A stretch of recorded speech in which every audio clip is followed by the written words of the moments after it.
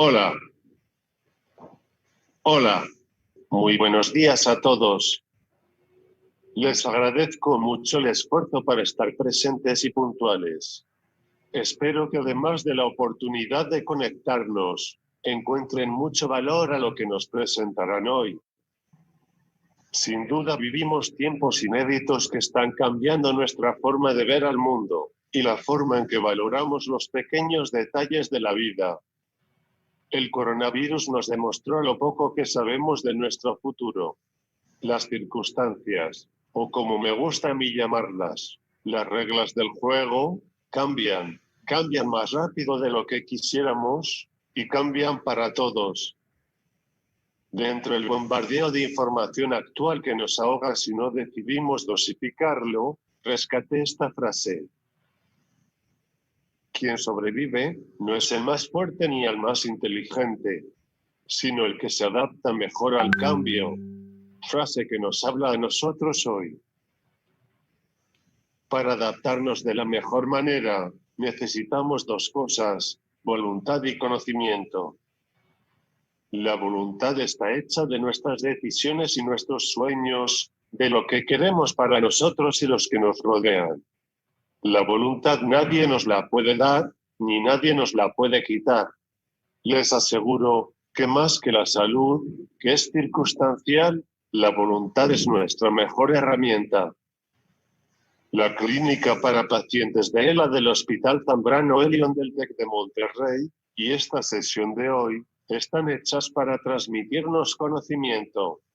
El mejor conocimiento. El de los médicos y profesionales que dedican apasionadamente su vida a adquirir este conocimiento, tan valioso que como no lo podríamos comprar, nos lo regalan.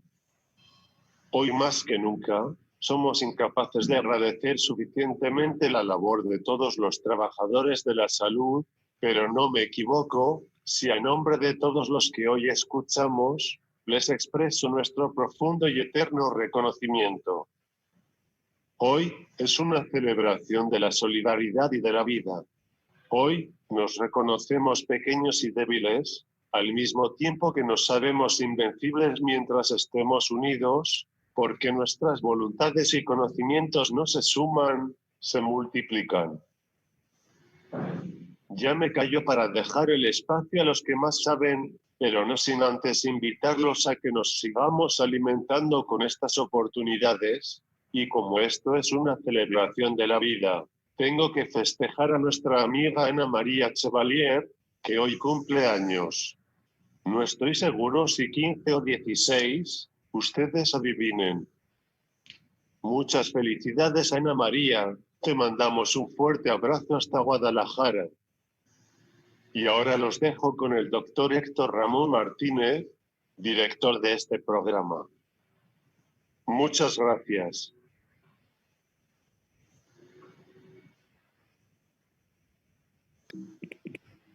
Asti, ¿estoy listo?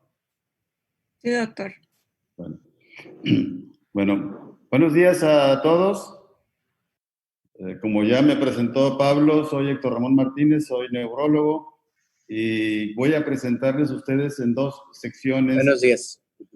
En dos secciones en lo que trabajamos en la clínica de ELA. Este año planeamos realizar 6 clínicas, una cada bimestre. Pero pues las contingencias como nos han formulado que cambiemos nuestra estrategia. La estrategia pues va a ser en esta ocasión, nos tocaba hoy presencial la clínica aquí en el Instituto de Neurología del Hospital Zambrano Elion. Sin embargo, pues cambiamos a hacer esta clínica virtual. Y voy a dar los resultados de trabajo de 18 meses para la formación y el trabajo de la clínica de ELA. Y la segunda parte va a ser encaminada a lo que es la ELA y qué estamos o qué debemos hacer en esta pandemia de coronavirus. Y finalmente, porque hicieron varias preguntas al respecto, darles un pequeño resumen dos gráficas, de dos diapositivas en relación a los protocolos de investigación, porque hubo varias preguntas al respecto. Entonces, el pasaje de nuestra clínica inicia hace cerca de un par de años, en el que Pablo y yo platicamos, más bien me presenta él unos estudios que él analizó de la literatura mundial y mencionaba en esta gráfica que ustedes están viendo, donde el concepto de clínica multidisciplinaria era muy significativo para mejorar la calidad de vida y la sobrevida de los pacientes con esta entidad, con esta enfermedad. Y se analizó en esta gráfica que me mostró de ese artículo de un journal, de una revista de alto prestigio a nivel mundial, publicado en el 2014, 2015.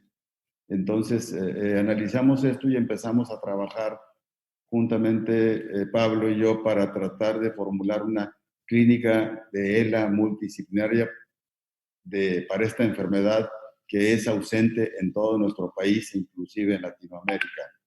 Y nuestros conceptos fueron trabajando en esta forma de esta flecha que está indicando ahí, donde primero tuvimos, Pablo y yo, que presentar ante las autoridades del Hospital Zambrano Elion y luego del Tecnológico de Monterrey cuál era nuestro concepto para iniciar una clínica de esta importancia. Luego, el doctor Pablo Ferrara, el arquitecto Pablo Ferrara me comunica con el doctor Stanley Appel a Houston, que es un pionero y es un líder mundial en la esclerosis lateral amiotrófica. Y Pablo Ferrara y Appel arreglan una visita para que yo fuese a estar con el doctor Appel para dar una evaluación global de qué es una clínica de ELA, que tiene ya más de 25 años de dirigirla, el doctor Appel, que es un líder mundial, y el doctor Appel, Stanley Appel, con toda su bondad y transparencia, me dedicó todo un día de una clínica como él la maneja, y ya tomamos nota, aprendimos y iniciamos la planeación para hacer lo que es una clínica por primera ocasión en México y en Latinoamérica.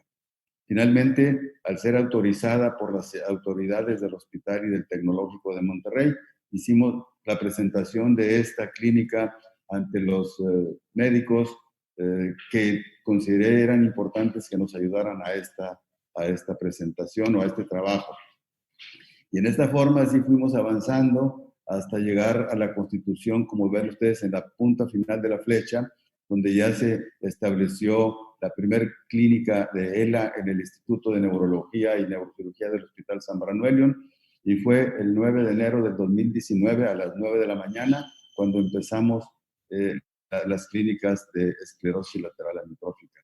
¿Y qué es una clínica? Entonces, formulamos ahí que teníamos que tener nuestra misión y nuestra visión, y todo esto lo empezó a integrar Pablo en cuanto a qué teníamos que hacer en nuestra visión y para dónde íbamos caminando. Y ustedes aquí podrán leer de que nuestra misión es operar un modelo de atención médica multidisciplinaria, universal y recurrente, donde se ofrezca una atención integral para el manejo de los pacientes con esta enfermedad. Y nuestra visión es cambiar la percepción de que se tiene de esta enfermedad, triplicando las expectativas de sobrevivencia y mejorando la calidad de vida a sus pacientes y su entorno. Esto es de las condiciones que visualizamos, y entonces necesitábamos un equipo multidisciplinario que se fue conformando, como ustedes ven en esta gráfica, de múltiples doctores del Instituto de Neurología y Neurocirugía del Hospital Zambrano Elion. Hicimos este modelo de atención donde participa el paciente y los asistentes en una forma central, y alrededor trabajamos los neurólogos, el neumólogo, el gastroenterólogo, la licenciada en nutrición, los voluntarios, los expertos en pulmón, que se llama inhaloterapia, de rehabilitación, el laboratorio, y todos en forma conjunta hicimos un plan de trabajo para poder dar la atención correspondiente a los enfermos con este problema. Y en una forma integral hicimos este perfil, esta caricatura que la hizo la licenciada Basti Lázaro, que es nuestra coordinadora de este evento. Hicimos esa gráfica, nos la hizo muy estética, muy bonita, es para ver pacientes locales, pero también tuvimos mucha información y solicitud de pacientes foráneos y buscamos cómo podemos ajustar la evaluación y el manejo para pacientes que vienen foráneos para facilitarles su abordaje de todo un sábado y venir un día antes. Hicimos una mecánica para poderlos atender en una forma apropiada, correcta y que se llevaran la mayor información de un tratamiento de muchos doctores que se requieren para este problema. A eso se llama manejo multidisciplinario, en el que todo el paciente se ve, en un solo día lo ve el experto en pulmón, en respiración, en rehabilitación, en tubo digestivo, todo lo que se necesita para tener una buena calidad de vida y consecuentemente una mejor esperanza de vida. Y después hicimos los bloques, cómo íbamos a atender a los pacientes y llegamos a la conclusión de que podíamos tener un buen abordaje para 20 pacientes con esclerosis lateral amiotrófica en cada sesión de las 8 de la mañana a las 2 o 3 de la tarde. Hacíamos el bloque 1, que incluía laboratorios, pirometría, signos vitales, las pruebas de APEL, hechas inicialmente, la parte inicial por 4 voluntarias, que luego se fueron acercando más voluntarios para ayudarnos a este tipo de bloque de evaluación. Después el bloque 2 pasaban a consulta de neuronutrición, rehabilitación, neurólogo, gastroenterólogo, escalas funcionales, etc. Y el bloque 3 pasaban ya a la conclusión de todo lo que debería llevar de tratamiento o de consejos el paciente con este problema. Y hicimos esta secuencia que también nos la hizo la Basti. Está en inglés esta secuencia porque se publicó a nivel de una revista internacional que sale de nuestro país con la finalidad de que esto se conozca en más países, fundamentalmente en nuestro país y en Latinoamérica, para que pudiera existir más formas de tratamiento y de abordaje a pacientes que sufren de esta enfermedad. Y no dejar esta enfermedad que sea una enfermedad olvidada por la parte de los médicos, que no tengamos una condición de un pensamiento nihilista de que no se puede hacer nada, se puede hacer mucho.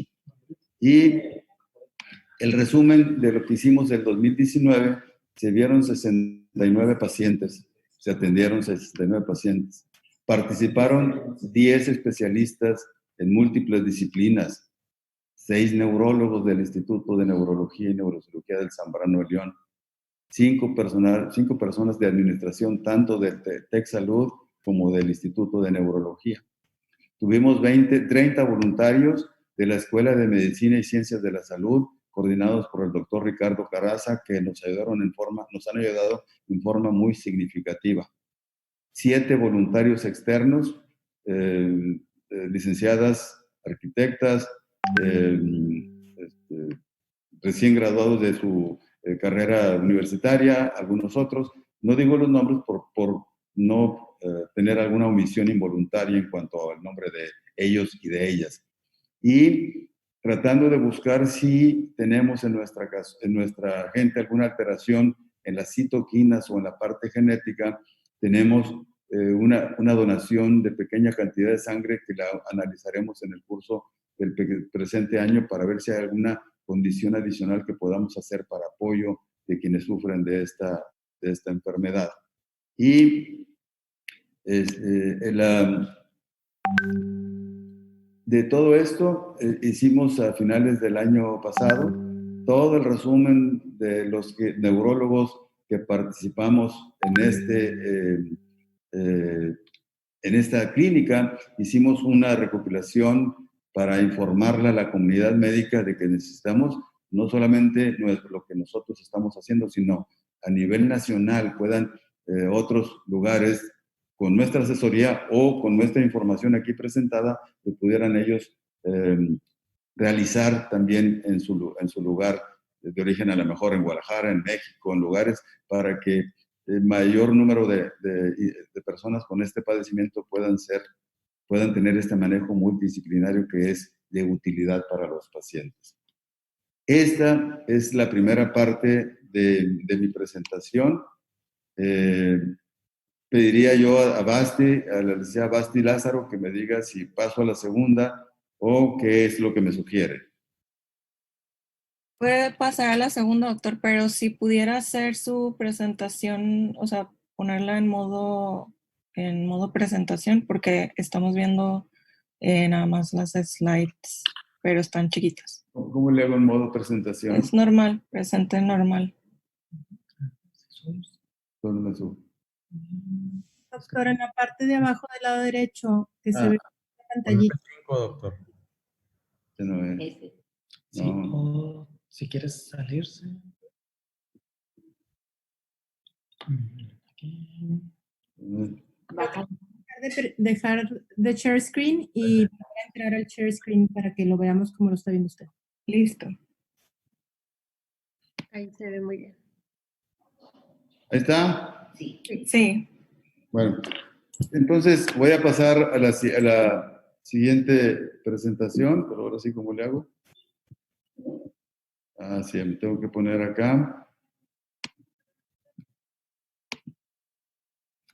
Bueno, en esta segunda parte, que van a ser otros 15 minutos, voy a hablar de la clínica de esclerosis lateral amiotrófica en estos momentos de la pandemia. Entonces voy a hacer un repaso de la esclerosis lateral amiotrófica. Aquí ustedes ven a la izquierda al doctor Charcot, que fue quien nominó el epónimo de esta enfermedad, que se empezó a llamar enfermedad de Charcot. Después pasamos a, como él la describió, esclerosis lateral amiotrófica. El del lado derecho es un beisbolista, Lou Gehrig, de los Yankees de Nueva York, que padeció esa enfermedad. En Europa se llamaba enfermedad de Charcot y en Estados Unidos se llamaba enfermedad de Lou Gehrig. Sin embargo, en la actualidad pues, se llama esclerosis lateral amiotrófica. Y aquí son algunos datos que tenemos de la frecuencia y de que es 3 pacientes por 100,000 habitantes. El 90% es de tipo esporádica, es decir, que no hay un factor genético presente como causal de la enfermedad. Y esporádica también tenemos muchos factores que pueden condicionar el desarrollo de la enfermedad, pero no tenemos un causal de esto. Y hay una degeneración de la neurona motora superior y la neurona motora inferior, y se puede manifestar de diferentes formas: del membrana espinal, del bulbo raquídeo o respiratoria desde el inicio. Y la edad en los Estados Unidos se describe de 58 a 63 años. La edad de nuestro país, en estudios que realizamos entre el 2005 y 2010, es que nuestro país en general es la manifestación alrededor de los 47 años. Ustedes ven en esta gráfica un cerebro a su lado izquierdo, hacia abajo la afección de la neurona motora inferior, que es en las astas anteriores de la médula espinal, como está aquí, donde el brazo topográficamente está para la parte externa. Y esto rosa que ven aquí es en el cordón lateral de la médula espinal, que es el que trae la neurona motora, las fibras desde el cerebro hasta la parte lateral de la columna, de la médula espinal, perdón. Entonces, cuando el doctor Charcot veía que aquí había cicatrices, entonces, y en el cordón lateral, por eso puso esclerosis lateral. Y como los músculos se pueden perder porque no hay la información de la neurona motora superior hacia la neurona motora inferior, pues entonces aparece la pérdida de masa muscular y le puso esclerosis lateral amiotrófica. Y esta es una imagen de frente o coronal, le llamamos nosotros, donde se ve la representación de diferentes partes del cuerpo a nivel cerebral. Y la mano sufre siempre mucho debido a que es la que tiene mayor extensión a nivel de neuronas del cerebro en la neurona motora superior.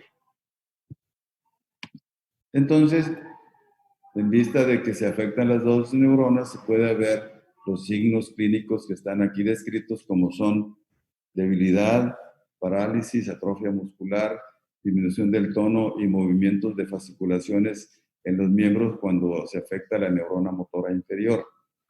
Y cuando se afecta la neurona motora superior, se pueden conjuntar, además de la atrofia, puede haber aumento del tono y no disminución del tono, aumento de reflejos y no falta de reflejos. Y hay otros signos como son Babinski, Hoffman, Tromer, Chaddock, etc. Entonces, la conjunción de signos clínicos de neurona motora superior con neurona motora inferior es la que nos da el diagnóstico clínico de esta entidad neurológica. Esta es una prevalencia o frecuencia o incidencia a nivel mundial. La Asociación Americana de Esclerosis Lateral Amiotrófica, que se llama ALS Association, reportó lo siguiente, que ellos consideran que existen 6 pacientes por cada 100,000 habitantes.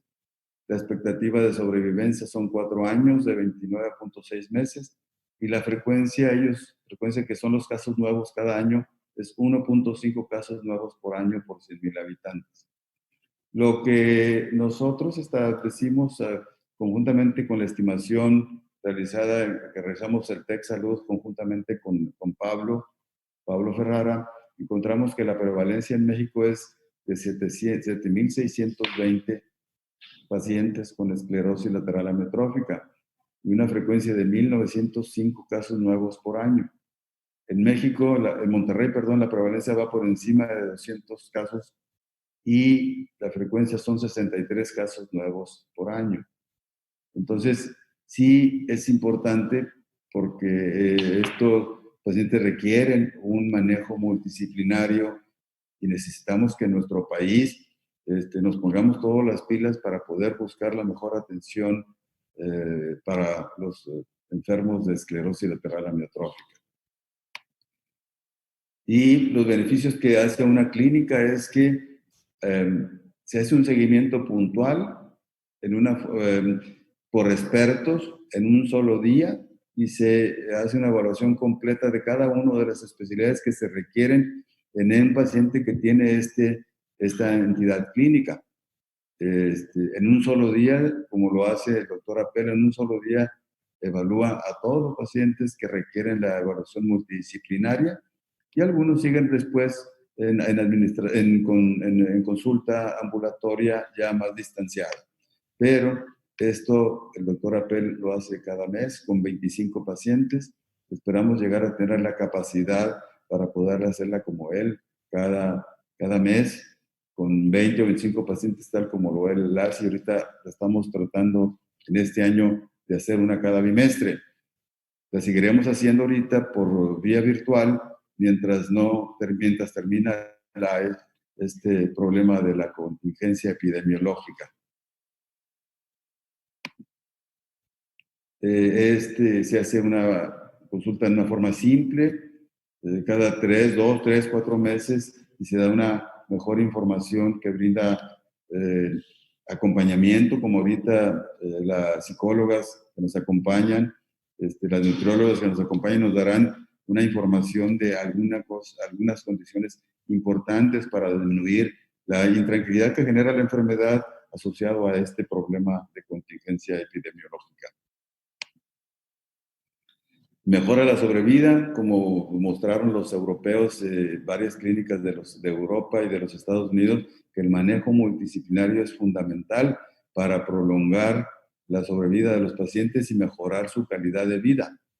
Y ahorro en lo que ellos puedan gastar, porque si van con un médico y piden unos estudios, y luego van con otro médico y piden otros estudios, y van con otro médico y piden otros estudios, y entonces están constantemente aportando condición económica que no sería de esa forma cuando los expertos dicen se tienen que hacer estas condiciones para hacer el diagnóstico y el seguimiento, y eso implica un mejor control económico para el paciente y su familia.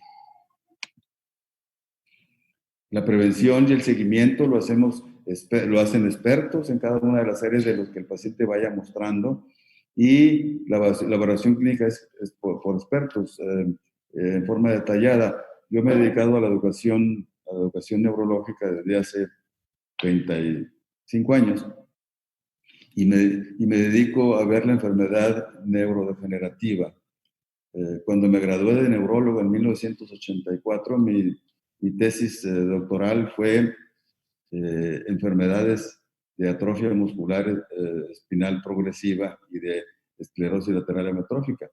A pesar de todo eso, pues era muy difícil establecer el diagnóstico en los años 80 y me he dedicado desde el año 2000 a la investigación clínica de esta enfermedad, y afortunadamente he tenido muchos alumnos que han seguido el camino y que nos apoyan en la realización de esta clínica. Entonces, se requiere de esa experiencia para poder evaluar, diagnosticar en forma temprana y evaluar en forma apropiada a los pacientes con esta enfermedad. Paso a las últimas diapositivas a la ELA en la pandemia del coronavirus. Ustedes pueden ver aquí, puse una gráfica de una cara anatómica, y puse a mi izquierda todas las características del coronavirus, que su vía de entrada es a través de la vía aérea, de la nariz, boca. Y ahí algunos filetes nerviosos en la parte superior, que es la parte profunda de la nariz. Y en estos sectores el virus se guarda. Entonces, esto es factible que a través de los filetitos nerviosos puedan pasar al cerebro y condicionarnos a alguna complicación neurológica. Igualmente, en los sectores inferiores, que estoy señalando con mi flecha, ahí se hace el muestreo para hacer el diagnóstico de la presencia de este virus en los pacientes. Es un raspado nasofaringio. Entonces, aquí puede involucrar el quinto nervio craneal, que es el trigémino, y más abajito el glosofaringio y el nervio vago. Entonces, son vías de entrada de este virus, no solamente al pulmón, sino a la parte neurológica. Por eso, algunos comentarios que voy a dar más adelante de qué debemos hacer en esta entidad clínica, en esta pandemia. Aquí vemos que atraviesa la vía respiratoria y llega al pulmón, donde se fija a unos receptores que tienen las células, que no solamente existen esos receptores que son como puertas de entrada del virus. Entonces, esas puertas de entrada se llaman receptores, y que están en los pulmones, están en los vasos sanguíneos, están en las células cerebrales, las neuronas y las células gliales, y debemos, por consecuencia, mejor proteger que ese virus no entre a nuestro organismo para evitar problemas pulmonares y problemas de otro tipo en riñones, en pulmones, en corazón o en cerebro. Entonces, tenemos que estar muy atentos con estas maniobras de protección que debemos hacer en nuestros pacientes. ¿Por qué? Porque nuestros pacientes tienen menor distensión de nuestros pulmones, porque hay un poquito menor fuerza en los músculos intercostales y en el diafragma, y puede hacer estancamiento de flemas, y el virus puede agarrar ahí y establecerse con una facilidad extraordinaria, de tal forma de que debemos cuidar muy bien esos aspectos. Aquí puse una foto donde son algunas de las referencias, de las más de 40 referencias que hay en el mes de marzo-abril en relación a los conflictos neurológicos que pueden aparecer en un paciente que adquiere el coronavirus, y que puede ser más factible si hay una enfermedad crónica de que de un mayor ataque. De tal forma de que, ¿qué es lo que debemos hacer? Aquí tenemos algunos datos que son importantes. Número 1, ninguna persona tiene inmunidad para el coronavirus, porque como es un virus nuevo, nadie tenemos una respuesta inmunológica. Entonces, tenemos que cuidarnos, porque este virus entra por la vía respiratoria, entonces tenemos que cuidar nuestra vía respiratoria. Ahorita yo no tengo nada de esto porque estoy aquí aislado y puedo presentar sin necesidad de tener un tapabocas ahorita. Número 2, las personas con enfermedades crónicas tienen debemos tener precauciones extras. Nosotros, los mayores de 65 años, los que tengan diabetes, los que tengan hipertensión, los que tengan esclerosis lateral amiotrófica, los que tengan Parkinson, etc. Entramos dentro del grupo, dentro de un grupo que se llama susceptible. Entonces, las precauciones que nos han dicho 1000 veces en la prensa, en el radio, en la televisión, hay que hacerlas y en forma extrema. Tenemos que evitar aglomeraciones, salidas, consultas a hacerlos por telemedicina si se requiere, viajes innecesarios. Por ejemplo, ahorita alguien me preguntaba, entonces, me gustaría ir a Estados Unidos a los protocolos de investigación, o me gustaría ir a Jerusalén a los protocolos de investigación. Y decía yo, bueno, los viajes no esenciales ahorita no son convenientes. Aparte, las cirugías electivas o los manejos electivos. Y el día de ayer, en la conferencia de NILS, Northeast ALS, de los Estados Unidos, los protocolos de investigación se han restringido por consecuencia de esta contingencia epidemiológica. El paciente, pero también los cuidadores y los familiares deben tener precauciones extras. ¿Qué tenemos que hacer? Bueno, pues aunque pues, estemos en familias y los utensilios de otras personas o de familiares que no estén alrededor nuestro, pues tendrán que evitar compartirla. Sí, limpiar nuestras manos, sanitizar nuestras manos, el toilet, usamos tablet, usamos celular, usamos teclados de la máquina y la computadora, las superficies donde estamos, todo eso mantenerlo siempre de una forma limpia, con agua y un poquitito de cloro, o con un sanitizante que se utiliza, agua y jabón. Para el virus el agua y jabón es mortal, así es que esa es la forma que podemos atacar al virus.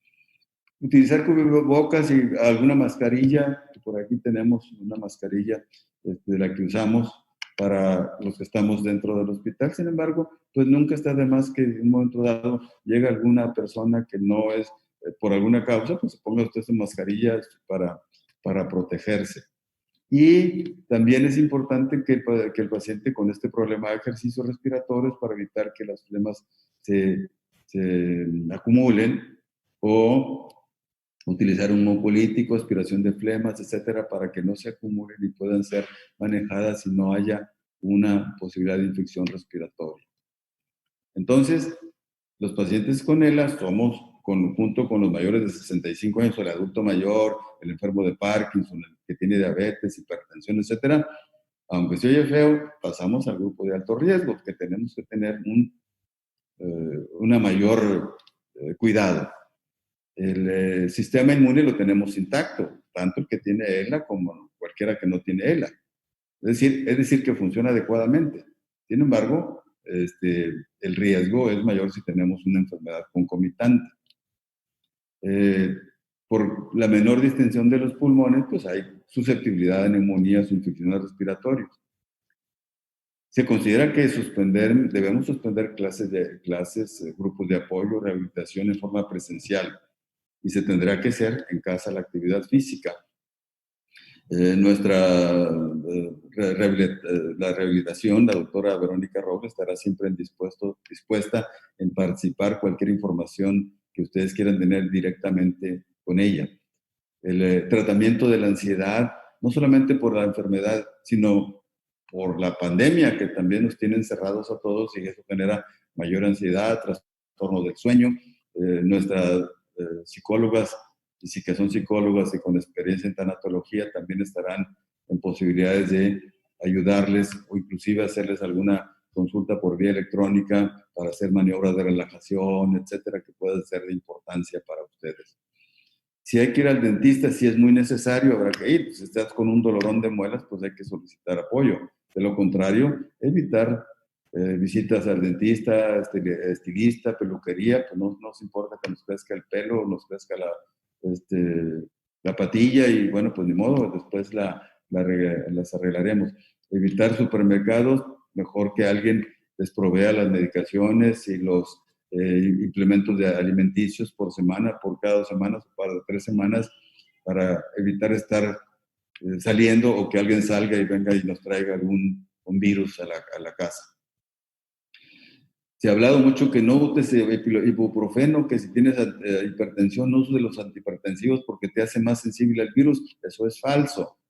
Si tú requieres utilizar ibuprofeno porque te duele un brazo, una pierna o la garganta o la cabeza, tú puedes utilizar tranquilamente el ibuprofeno. Ya han dicho, los antihipertensivos no deben ser utilizados porque actúan sobre el receptor el receptor de la angiotensina 2, que son donde entra el virus. No es correcto lo que se menciona que no los uses, hay que usarlos. Si no lo usas, entonces te da una crisis hipertensiva y generamos otros conflictos.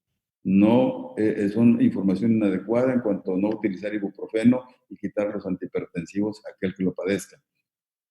Igualmente, los estudios de investigación, la mayoría están pospuestos porque se requiere una atención personal y eso generaría acudir a los hospitales con la posibilidad de adquirir la infección. Y pongo estos cuatro sectores de información de protocolos que me han preguntado y que dije vamos a darles información. El NeuroOwn es generado por una compañía que se llama Brainstorm. Están en la fase 3 de células madre a través de la inyección en el canal espinal.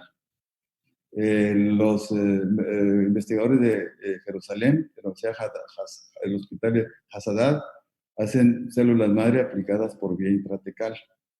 Niels, el día de ayer, escuché su plática, tiene múltiples ensayos de medicamentos. El NeuroOwn se ha realizado en la Universidad de California, o se está realizando en la Universidad de California, en el Irving, en un hospital Cedar Sinai se llama, también en el Mass General Hospital de Boston, en la Universidad de Massachusetts, en la Clínica Mayo. Y NILS de múltiples medicamentos lo hace la Northeast ALS. Es una asociación que ya tiene por lo menos 15 años, donde de todo el país, de toda Latinoamérica, el único que participa es el Tecnológico de Monterrey. Está Boston, Chicago, Baltimore, Nueva York y otros más.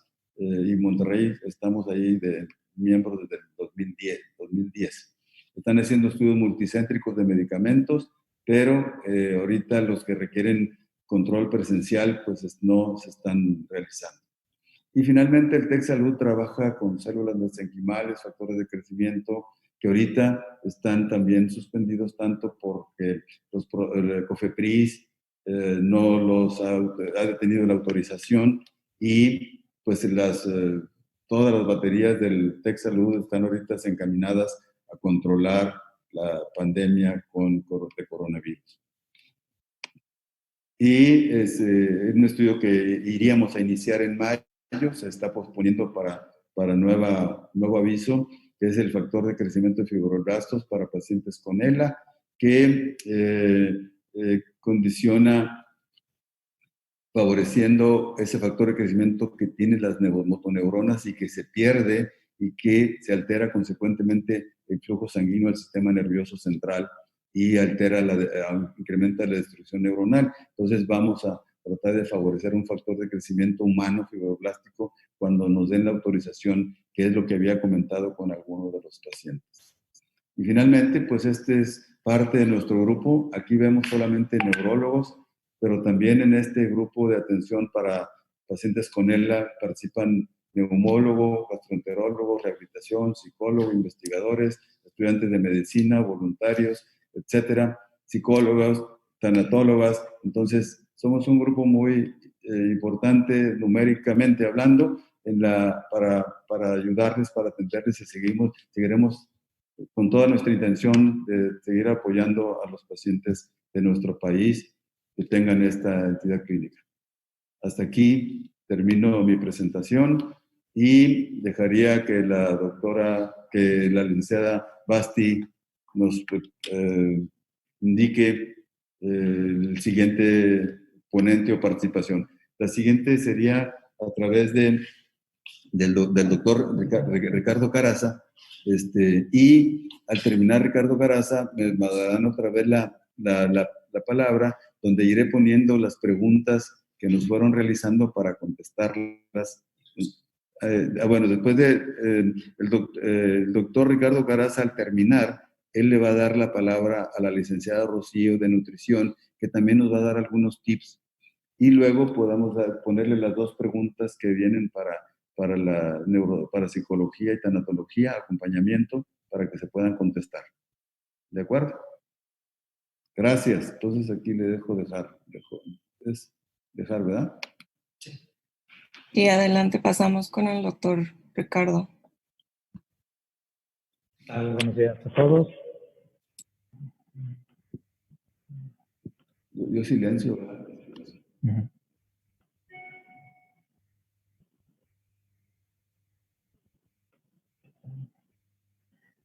Ok, muy bien. Pues bueno, yo soy el doctor Ricardo Caraza, soy médico psiquiatra. También he estado aquí participando en la clínica. De hecho, más mi rol ha sido un poco de logística y organización, apoyando ahí al doctor Héctor. Y pues bueno, ahora me va a tocar hablar sobre el tema de los aspectos emocionales, psicológicos, enfocando sobre todo en esto de la salud mental durante la pandemia.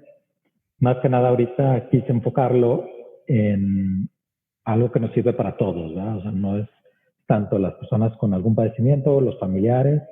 Estas son situaciones que nos involucra que todos debemos de cuidar nuestra salud mental durante este tipo de contingencias. Vamos a empezar a la siguiente. Que algo muy importante es que es normal sentir miedo. O sea, ahorita digo, enfocándonos en la pandemia, pero también ante situaciones nuevas o, por ejemplo, todas estas situaciones de recibir un diagnóstico de un padecimiento crónico, como es la ELA. Entonces, es normal sentir miedo. Eso es algo importante que tenemos que reconocerlo, ¿no? El miedo es una reacción normal cuando enfrentamos una situación nueva, una situación que cambia nuestro estilo de vida y que nos genera preocupación. Ahorita, pues la pandemia, el confinamiento, el seguir las medidas, todo eso va a generar una reacción de miedo y preocupación que tiene cierto grado de normalidad. Entonces es muy importante eso tenerlo en mente y para poder luego de ahí diferenciar de ya situaciones donde esa reacción del miedo se puede volver intensa y puede empezar a afectar otros ámbitos de nuestra vida, o sea, que genere mayor nivel de ansiedad, que no podamos dormir adecuadamente, que no estemos pudiendo llevar a cabo nuestras rutinas diarias, que también estemos preocupados, a lo mejor un poco de más en cuanto a las medidas de higiene o de medidas de protección o prevención ante la pandemia. Entonces, todo eso se puede ir saliendo de control y el miedo se puede convertir en angustia, ansiedad, y es algo que todos podemos hacer medidas en casa, hacer cosas uno poco a poco para poder limitar estas reacciones y poder ir avanzando tanto en el seguimiento de la contingencia y ahorita de la pandemia, como luego en nuestras situaciones de la vida diaria, ¿no? Aquí algo muy importante, pues es normal esto de sentir miedo. ¿Y qué podemos hacer para cuidar nuestra salud mental? Primero, de hecho vamos a ver varios rubros y esto va más enfocado como a estas recomendaciones que podemos hacer para mantenernos más estables. Uno es mantener o crear rutinas en casa. Ahorita todos nos tenemos que quedar en casa, a lo mejor tenemos ciertas salidas necesarias, ir al súper o a lo mejor al banco, pero pues la mayor tiempo tenemos que estar en nuestro hogar. Si trabajamos, a lo mejor estamos trabajando a distancia, o esto de las consultas hasta por telemedicina. Entonces, hay que tener horarios fijos. Hay que tener un horario adecuado para dormir. ¿A qué hora me voy a dormir? ¿A qué hora me voy a levantar? Al despertar, bueno, durante el día, debo de tener horarios de comida, horarios donde yo pueda hacer algún tipo de actividad física. Tanto, bueno, por ejemplo, con los pacientes, pues sus horarios de terapias, de rehabilitación o de seguimiento que se puedan hacer en casa, mantenerlos. También los familiares, pues hacer algo de actividad física en esos momentos. Si estamos realizando trabajo, pues tener un horario determinado para trabajar. También no dejarlo abierto como de así durante todo el día. Y también separar actividades recreativas, ¿no? O sea, la convivencia, Todo esto es algo que tenemos que mantener y tenemos que aprovechar estos momentos de estar más en casa para convivir con nuestros familiares, para tener, no nomás es trabajo, no es nada más hablar del COVID y de la pandemia o hablar de la enfermedad, sino que también tenemos que tener estas actividades que nos relajen, que nos hagan más sana la convivencia. Entonces, algo importante, mantener esta rutina. Otro punto relevante es evitar la sobreinformación. Ahorita, digo, la tecnología nos ayuda mucho, la tecnología y las redes sociales nos dan muchas ventajas. Gracias a eso ahorita estamos teniendo la clínica por medio virtual, videoconferencia, pero también nos traen un problema muy grave por la sobreinformación. Es una fuente de estrés y de angustia importante por las noticias falsas que se distribuyen, por a lo mejor el temor o el miedo que se puede hablar dentro de los chats o en las redes sociales, por estar buscando información sobre el COVID en este caso, o inclusive luego sobre tratamientos que a lo mejor no están probados, que a lo mejor no son tan convenientes, que nos pueden traer alguna consecuencia no saludable. Entonces tenemos que limitar esta sobreinformación. Tenemos que destinar un tiempo específico para mantenernos informados, si hay que mantenernos informados, un tiempo específico para esto, convivir, a lo mejor a través de videoconferencia con familiares, amigos, y el resto evitarlo, ¿no? Entonces este es otro punto relevante. Siguiente, pues esta cuestión que les decía ahorita, es mantenernos conectados. O sea, parte de la recomendación que fue, primero salió como el aislamiento social y rápidamente se cambió el término como aislamiento físico, ¿no? Hay que mantener una distancia física para prevenir y cuidarnos del COVID, de la infección, pero no es un aislamiento social. O sea, necesitamos mantenernos conectados. Es importante mantener contacto con nuestros seres queridos, platicar, ya sea los que estamos en casa y también con las personas que no viven con nosotros, pues a través de llamadas telefónicas, a través de redes sociales, a través de videoconferencia. Tenemos que dedicar un tiempo en el día para mantener esta conexión con las demás personas. Esto es algo que tenemos que estar haciendo, no aislarnos, o sea, sí la separación física, pero no aislarnos socialmente. Como van viendo, todas estas recomendaciones aplican ahorita, principalmente en la pandemia, pero también cuando pase la pandemia, el que sigamos manteniendo estas recomendaciones y las podamos enfocar al cómo sobrellevar y afrontar la enfermedad de ELA, también nos va a ayudar tanto a los pacientes como a sus familiares. Okay. Luego tenemos la parte de no solo es hablar de la pandemia. Claro, esta comunicación a veces se puede tornar en hablar de la pandemia únicamente o en hablar de la enfermedad o el hablar de cómo nos sentimos. O sea, no solo se debe centrar en eso. Sí tenemos que hablar de nuestros sentimientos, tenemos que reconocer nuestras emociones, tenemos que reconocer que tenemos miedo, que estamos preocupados. Si tenemos alguna preocupación específica, hay que externarla con nuestros familiares, hay que hablar de eso, pero un solo momento del día, no es todo el día, ¿no?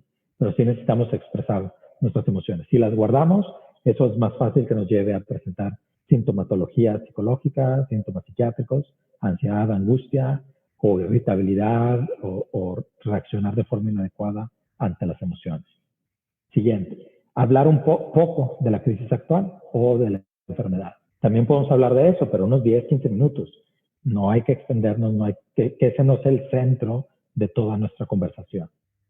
Y hablar mucho sobre otros temas, sobre temas relevantes de la familia, con los amigos, el platicar, el contar al amor chistes, el compartir información agradable, o sea, dedicar más tiempo a hablar de estas otras cosas, ¿no?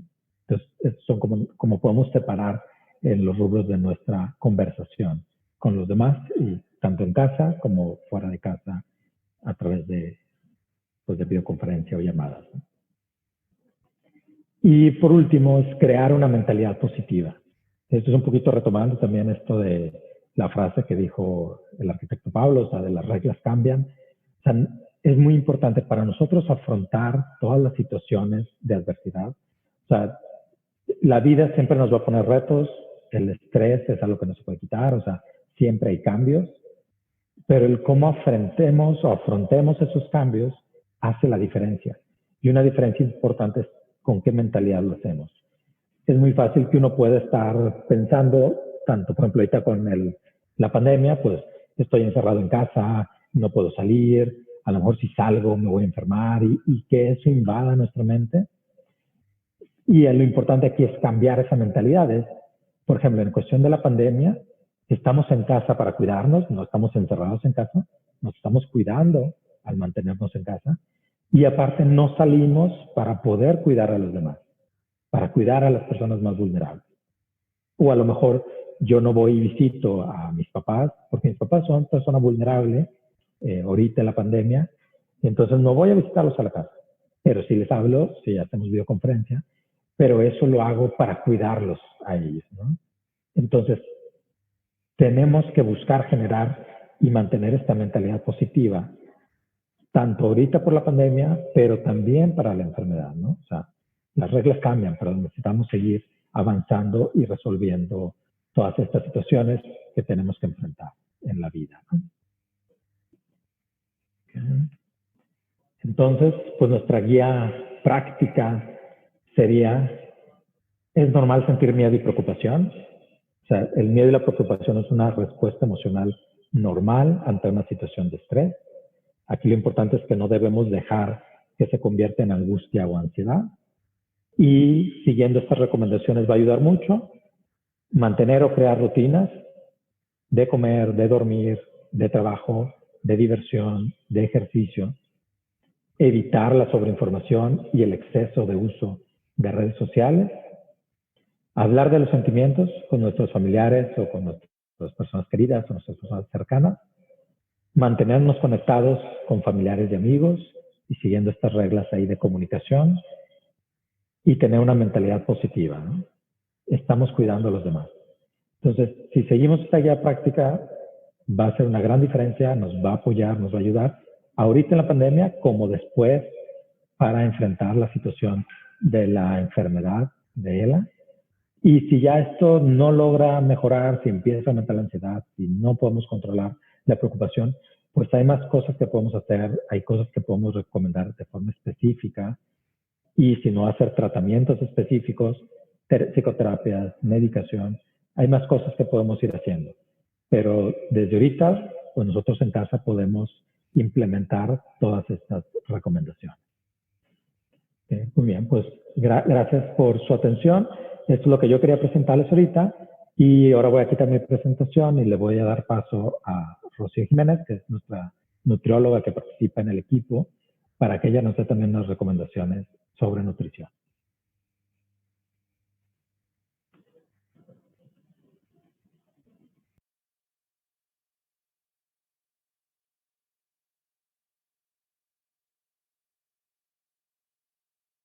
Muchas gracias, doctor Caraza, y muchas gracias al doctor Héctor y a todo el equipo que me considera para esta actividad que es muy enriquecedora tanto para mí como para los pacientes.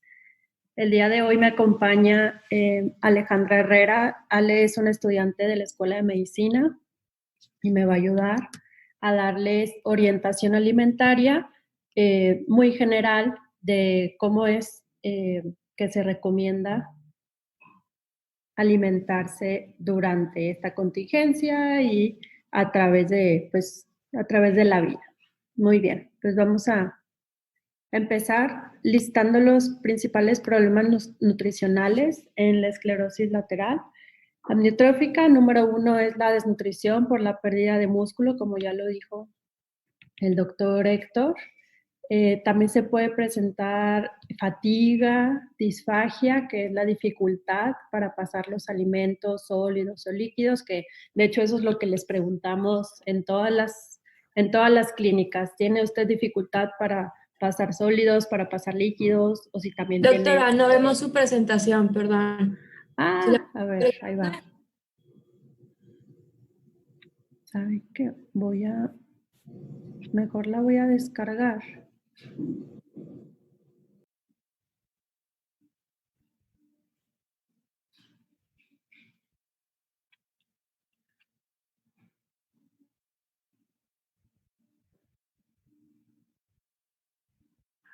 Qué bueno que me dice. A ver.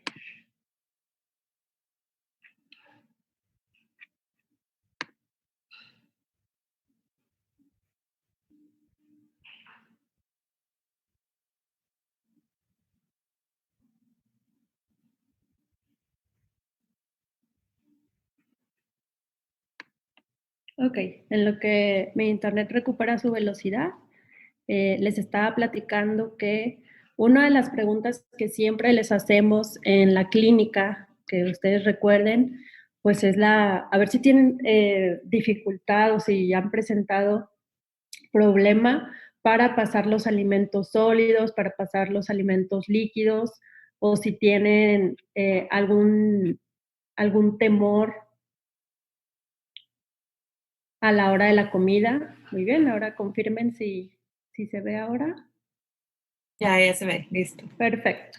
Entonces, también puede haber estreñimiento por lo mismo del efecto de la enfermedad y la fatiga. Entonces, en la desnutrición, que es uno de los problemas más importantes, se va a presentar en 1 de cada 2 pacientes, ya que la ingesta o la comida no es suficiente. Hasta el 70% de todos los pacientes come de manera inadecuada. Esta pérdida de peso o esta desnutrición es multifactorial y no le podemos echar la culpa a una cosa, no le podemos echar la culpa al temor a comer nada más o a los efectos secundarios de los medicamentos o a la misma enfermedad. ¿Por qué? Porque esto es una serie de síntomas, por ejemplo, alteración de gusto, de olfato, que de repente como que la comida ya no te sabe bien y pues ya no te interesa estar comiendo, luego después regresa el apetito y se va, y así es un ir y venir. Aparte que la enfermedad, va a afectar algunas áreas que controlan el apetito, pero ahí el chiste y el secreto es, aunque a nosotros nos falta el apetito, poner alarma en el celular de un bocadito cada 3, 4 horas, que ahorita pues vamos a ver algunas sugerencias. Ok, Ale, ¿me ayudas con esta? Sí, bueno, y hablando ahora sí un poquito más de temas de alimentación, hay algunas características que tenemos que considerar para que la dieta sea adecuada. El primero es que sea individualizada, es decir, que sea calculada específicamente para el paciente, sus capacidades y sus necesidades energéticas. Además, tenemos que considerar que debe ser adecuada en fibra y esto lo podemos lograr por medio del consumo de frutas, verduras, cereales y leguminosas. Aunado a esto, es importante que también estemos consumiendo suficientes líquidos. Y este requerimiento pues va a variar según las necesidades de cada paciente, pero pues hay que estar conscientes de que tenemos que estar cumpliendo con las recomendaciones mínimas que ahorita vamos a ver. Y finalmente también tenemos que asegurarnos de que sea adecuada en micronutrientes y esto de igual forma lo vamos a lograr consumiendo alimentos que sean ricos en ellos, como son las frutas, las verduras y los cereales. A ver. Bien, entonces les voy a pedir que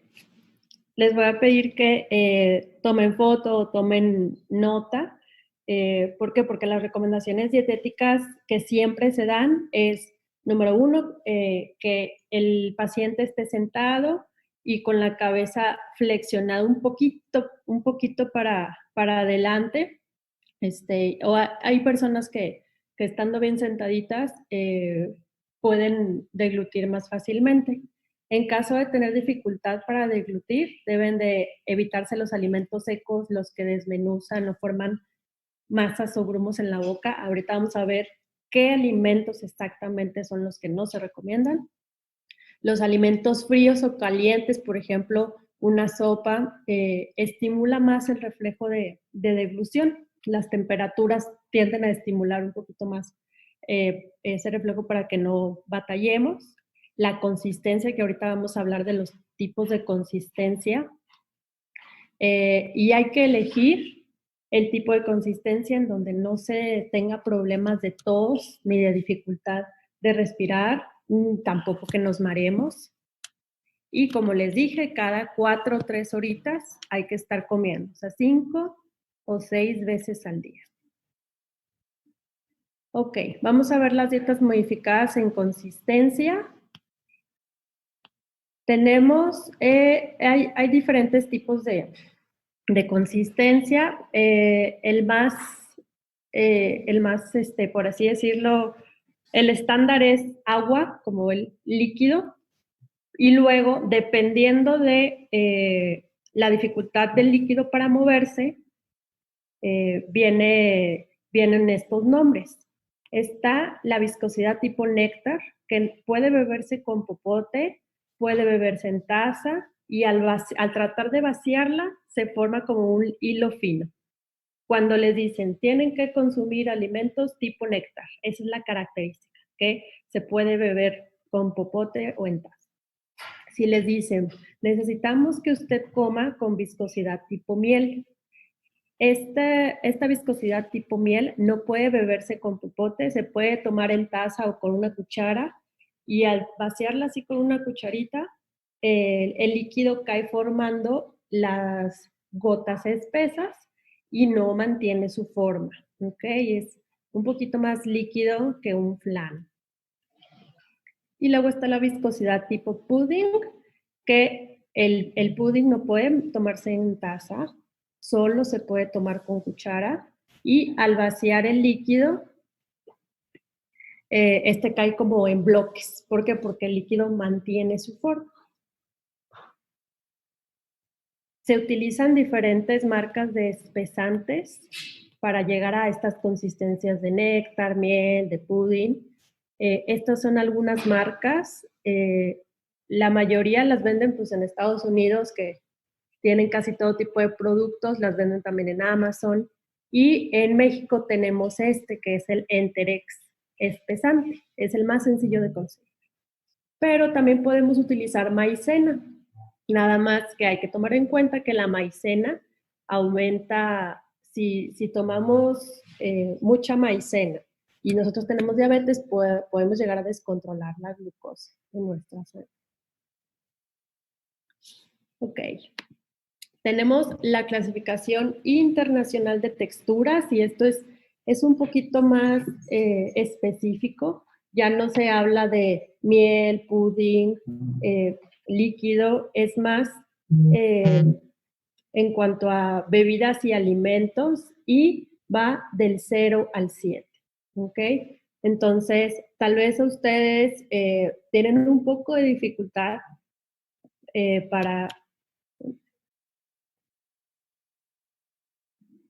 para beber líquido viscoso tipo néctar, pero ya con la miel, pues ya como que no están muy a gusto. Entonces, hay un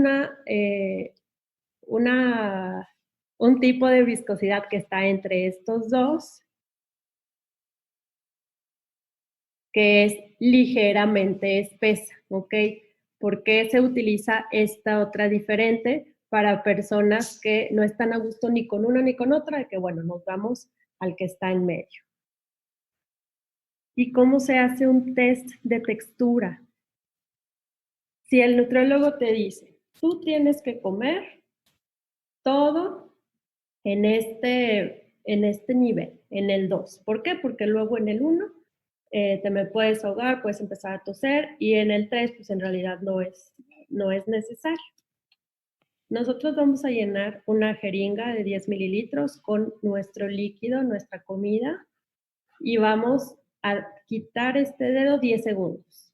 El líquido va a bajar, obviamente porque se va a salir debido a la gravedad, y después de los 10 segundos, el líquido tiene que estar entre el nivel 4 y el 8 de los mililitros de la jeringa.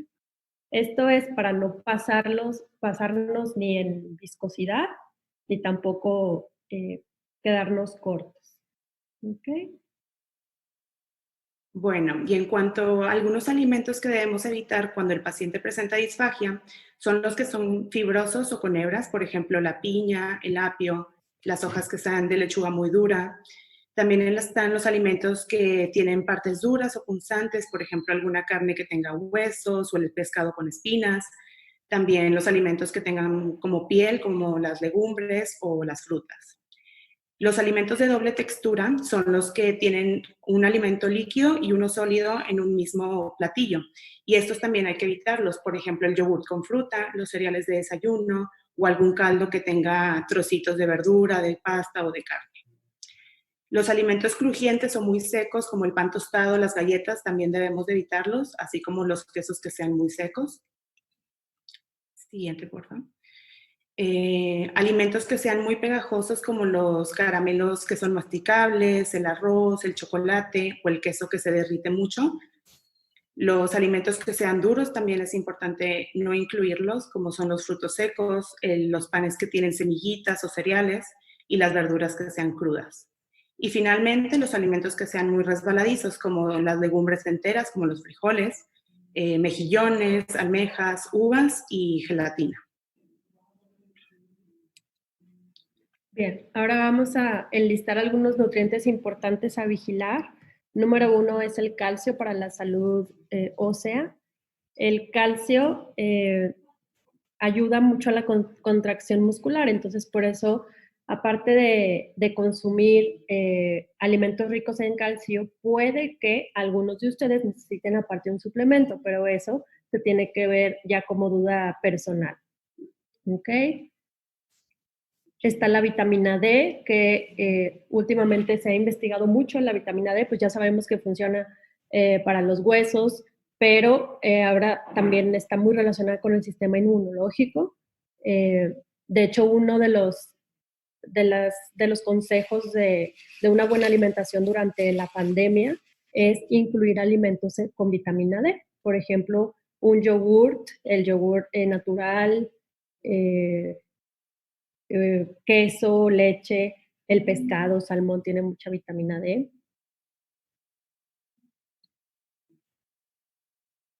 Otro nutriente que es importante incluir pues es la fibra.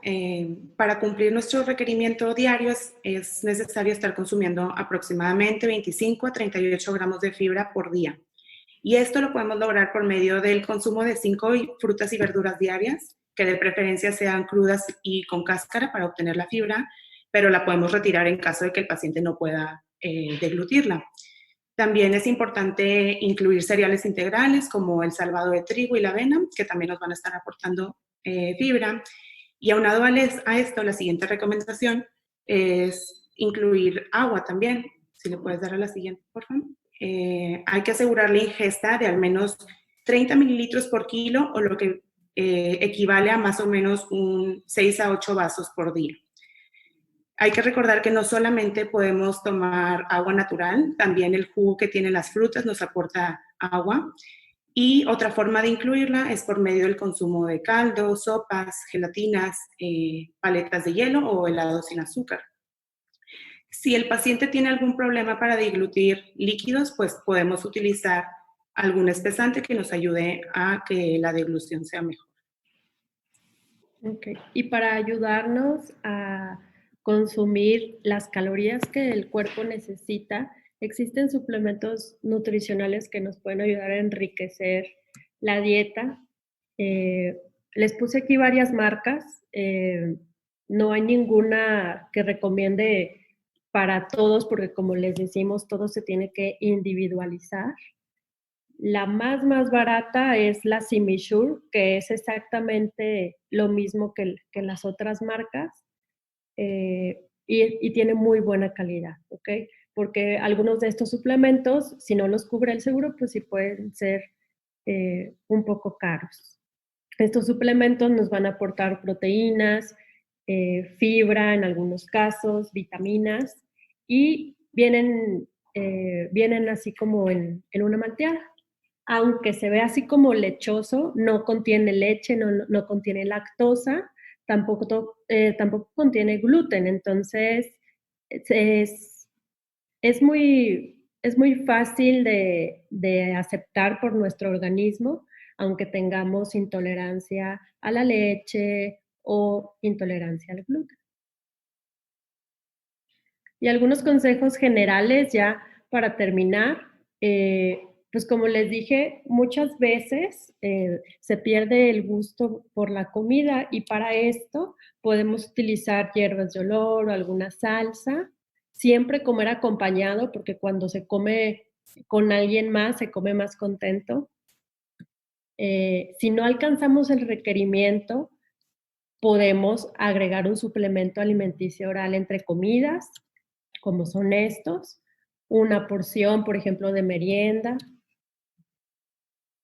Uso de multivitamínicos, y esto es personalizado.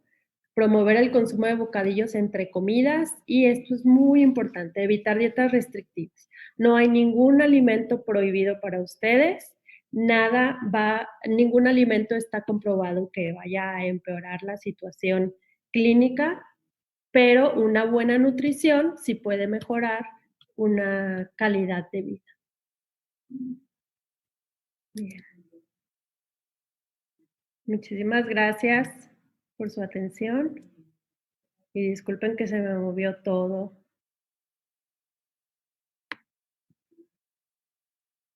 Muchas gracias. Bueno, doctor Héctor Ramón, podemos pasar a la sesión de preguntas y respuestas. No sé si tenga por ahí la presentación con las preguntas. Voy a sacar la presentación, deme un minuto.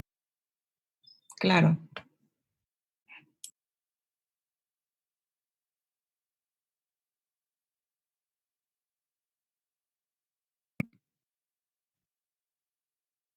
¿Ya me oyen? Sí. Bueno, son algo así como 30 preguntas. Me gustaría, ahorita voy a, sí, voy a irles pasando y contestándolas una por una. Y las de nutrición, pues ya muchas de ellas ya las contestó la licenciada Rocío.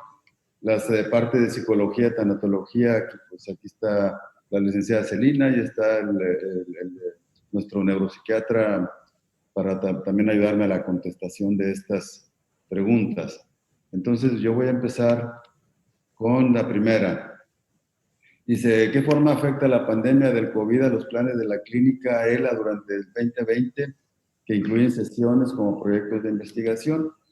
Pues ese punto lo toqué durante la plática de que, bueno, pues como los protocolos de investigación aquí o en el extranjero dependen de la presencia o de la consulta, evaluación personal del enfermo, y en estos momentos de pandemia, pues se sugiere lo menos posible tener alguna consulta presencial.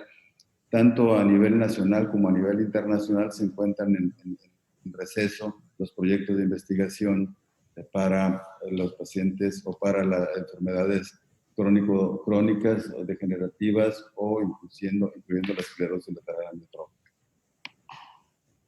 La otra pregunta que manda el señor Roselón es, la epidemia COVID ha tenido que seguir la cuarentena en casa y pues que indica que pues se altera, esto ha afectado mi movilidad. No es lo mismo la terapia en casa que las sesiones de natación, gimnasio, electroterapia, masajes, etcétera, que llevaba antes de la epidemia. La pregunta concreta es si en la clínica ELA tendrían consejos para seguir llevando nuestra terapia dentro de casa y si la consideran que el COVID representará retroceso muy serio en nuestra condición. La doctora Verónica Robles no está con nosotros, pero nos enviará alguna información básica de ejercicios físicos que se deberán realizar en casa. Yo lo que sugiero en forma inicial es que se realicen ejercicios de elasticidad, de flexión y extensión de todos los miembros, de los 4 miembros, cuello, ejercicios respiratorios, un poquito de caminata y estiramientos en casa. Mayor tipo de actividad física, pues no se pudiera realizar como natación, electroterapia, masajes, etcétera, no se podían realizar en el momento actual. Y una condición de ejercicios básicos de estiramiento y de movimientos de pasivos de extensión y extensión es suficiente para estos momentos mantener el músculo en la mejor condición posible, aunado a un buen estado de nutrición. ¿En qué medida ha afectado el COVID a los avances de la investigación a nivel global en medicamentos que busquen contener el avance, así como los tratamientos de células madre como el NeuroOn. Como mencioné, el NeuroOn, que es parte de una empresa llamada Brainstorm, están en la fase 3 de investigación, no hay ninguna definición ahorita. Lo que mencioné también de que se recomienda en estos momentos, como esto es a nivel de cierto lugar de California y de los Estados Unidos, se recomienda no hacer viajes a esos lugares en esos momentos donde tendrían que estar por lo menos 1 mes a 2 meses para el seguimiento y la aplicación del tratamiento, que sigue estando dentro de la fase experimental porque está en la fase 2, 3 de investigación, entonces no sería recomendable en estos momentos. Igualmente, Ana María, la del cumpleaños, Ana María, me pregunta sobre qué medicina está en fase 2. Pues hay algunas en fase 2 que están ahorita corriendo en Mass General Hospital y en la asociación NEALS, Northeast ALS. Sin embargo, pues indican lo mismo, tienen que ser presenciales y no están ahorita más que terminando los que ya están en proceso y que puedan seguir el control de seguimiento a través de telemedicina.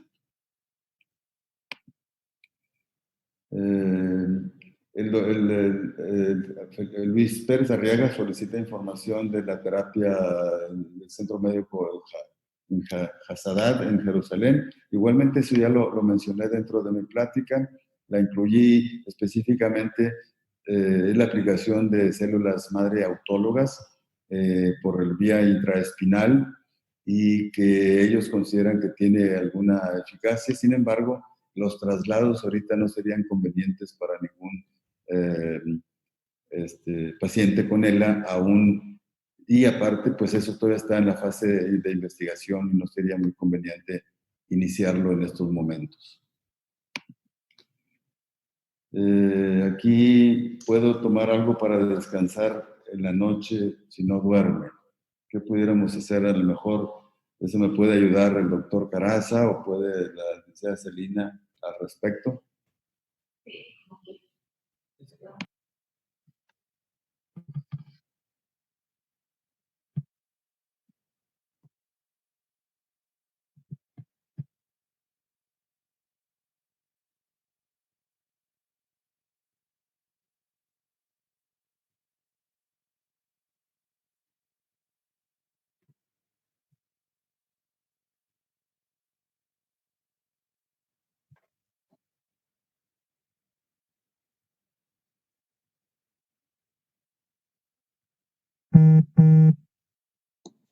Perdón, no se escuchaba.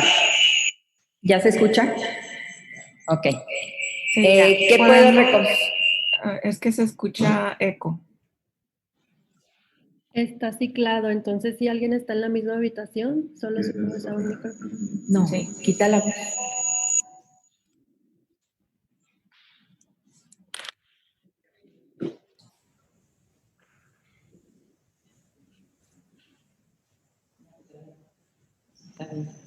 Ok, gracias. Otra vez. Sigue igual. Celina Menchaca está abierto micrófono y el doctor Héctor también. Hay que cerrar. Déjame, ya. Ahora están cerrados los dos. A ver.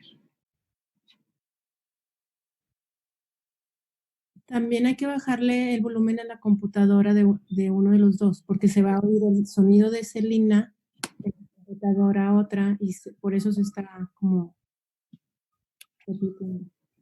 ¿Ya se escucha bien? Ya.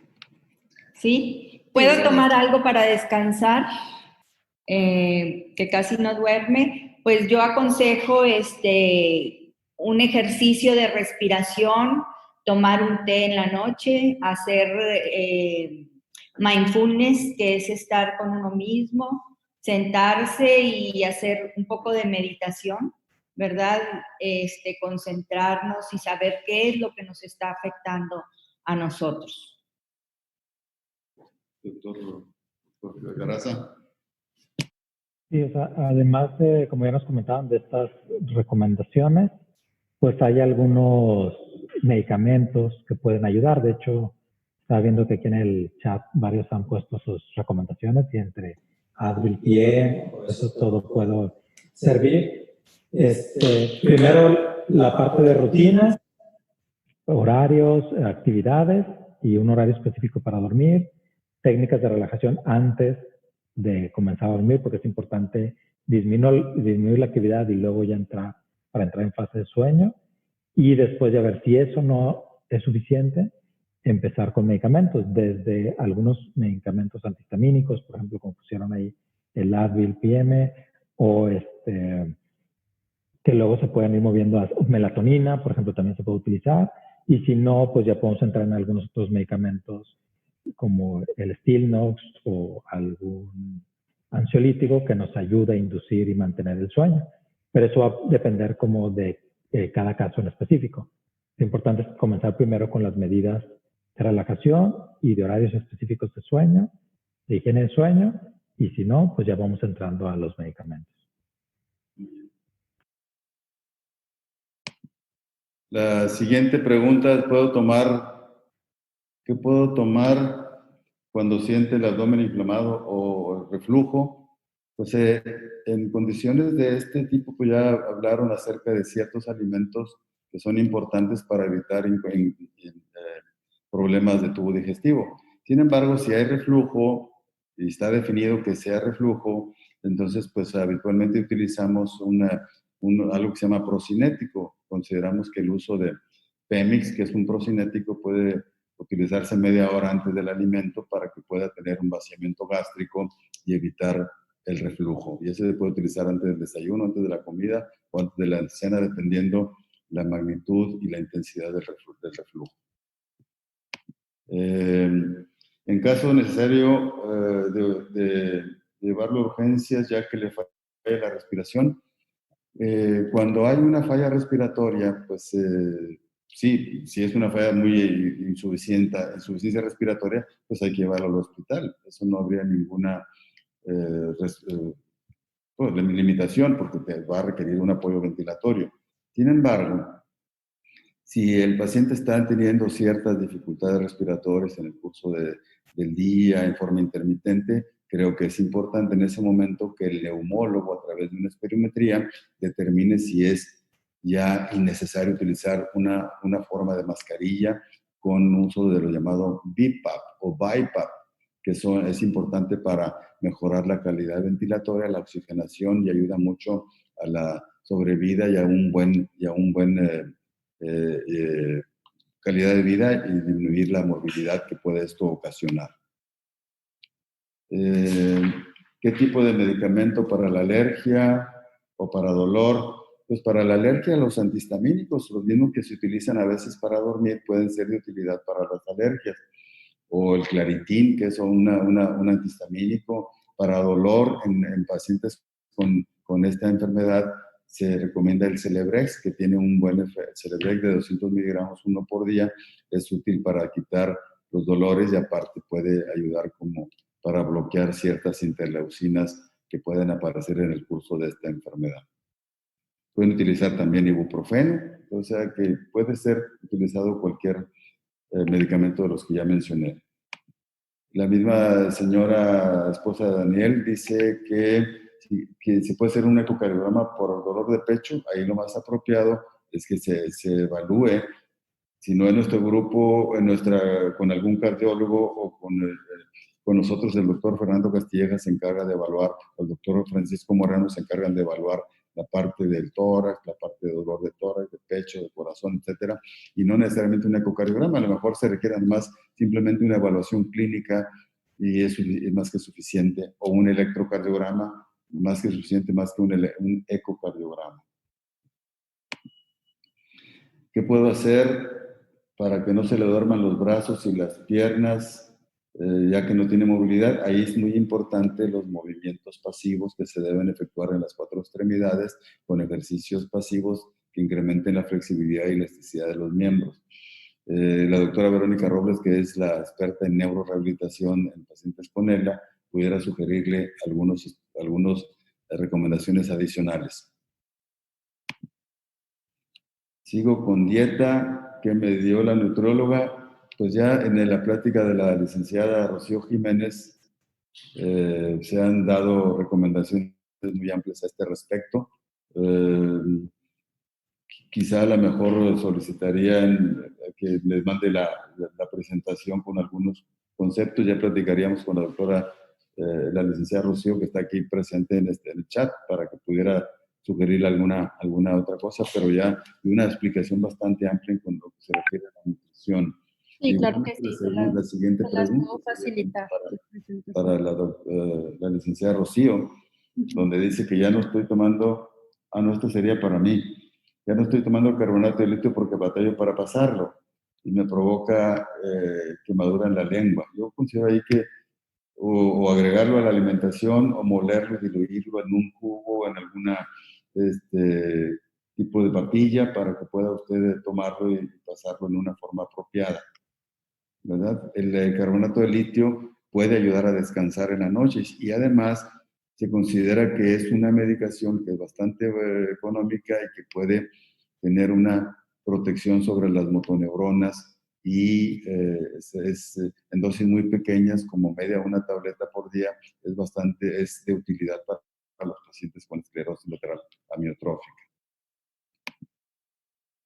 ¿Qué otro medicamento puede ayudar? Yo creo que el mismo, nomás en una utilización apropiada, aunque otros medicamentos como la fluoxetina, la somacina, el Tiotaxid, pueden apoyar a este medicamento, pero creo que lo primero que tiene que hacer es modificar la forma de toma de esta medicación. Dice aquí, en la reunión anterior nos comentaron que nos presentarían un medicamento nuevo a prueba en la próxima sesión. Es la gráfica que les mostré del medicamento factor de crecimiento fibroblástico humano, que es útil para mejorar la funcionalidad de las neuronas motoras, que son las que se enferman en este padecimiento. Y entonces, desafortunadamente, no podemos, que pensábamos que en mayo quizás recibir medicamento, información y autorización, y en junio empezarlo, o mayo, junio, no lo podremos realizar por el momento. Quizá a la brevedad que tengamos información y libertad y autorización por parte de COFEPRIS, después de esta pandemia podamos empezar a utilizar esta sustancia.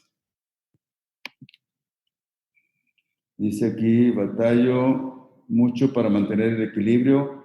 ¿Qué puedo hacer para recuperarlo? Habitualmente ejercicios de marcha y postura son útiles para esto, y igualmente la doctora Verónica Robles que es nuestra experta en rehabilitación, pudiera dar alguna información. Desafortunadamente, pues ahorita no, como es una condición de ejercicios en forma presencial, probablemente pudiera ayudarnos alguna información de la doctora en forma virtual. Te diría a ella que nos haga algún pequeño video para mandárselos a ustedes.